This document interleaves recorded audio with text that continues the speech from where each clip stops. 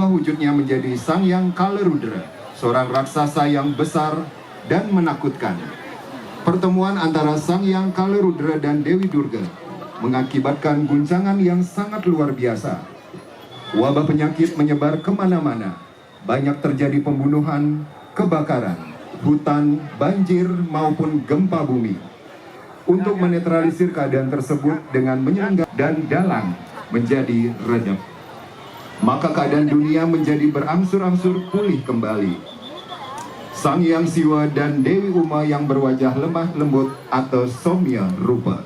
Hadirin, inilah persembahan ogoh-ogoh Somya Rupa dari Seketruna Mekarsari Banjar Tuke, Desa Perian Tengah, Kecamatan Baturiti. Selamat menyaksikan.